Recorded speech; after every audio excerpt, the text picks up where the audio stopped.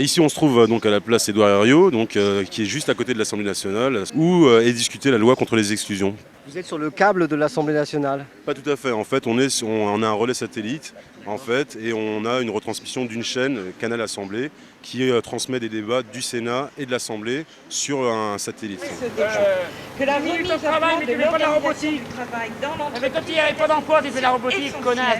De la réalisation. Vous êtes en colère, monsieur, après elle? Ah, tout à fait, parce qu'elle dit réduire le temps de travail, mais les entreprises investissent dans la robotique, c'est à peu près ce qu'elle dit. Ça m'énerve quand j'entends des discours pareils de ce qu'ils vont nous cramer comme politique à l'heure actuelle. Parce que si c'est pour faire la misère, encore plus de misère, c'est pas la peine. Vous avez amené des ventilos pour les députés à l'Assemblée nationale? Absolument pas. Non, c'est pas pour eux.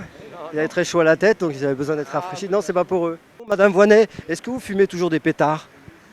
Madame Voynet, répondez à ma question, s'il vous plaît.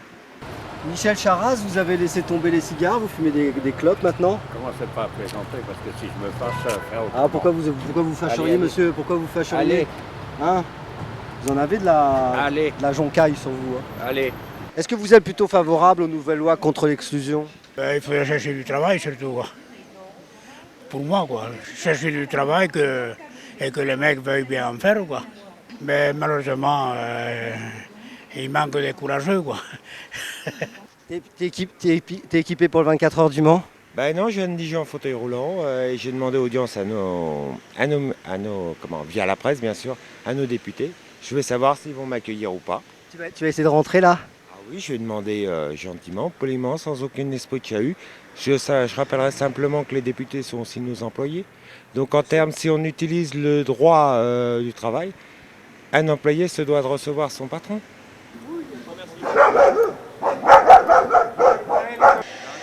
Qu'est-ce qui s'est passé là? C'est-à-dire qu'il y a des camions de CRS qui arrivent et qui sont garés devant l'antenne satellite, donc ils bloquent. Donc il est parti en courant pour les prévenir? Pour leur dire voilà, alors bon, ça dépendra du commissaire, si le commissaire veut oui ou non Bouger son camion? bouger ses camions. Non, le vrai problème, c'est que Fabius, qui est le président de l'Assemblée nationale, a refusé de nous installer une connexion directe avec le canal interne de l'Assemblée nationale. Oui, mais on est habitué à avoir un maximum de flics sur le dos. On a un minimum de revendications, disons, qui se réalisent, mais on a toujours un maximum de flics sur le dos. Moi, personnellement, j'ai été embarqué 10 fois. Puis la moyenne de mes collègues, c'est pareil. Hein. Là, il y a Une réponse? réponse négative, donc maintenant cela relève de Genève et de la Cour internationale des droits de l'homme puisqu'il y a violation du préambule. On voit de quelle manière la France traite l'humanitaire dans son pays.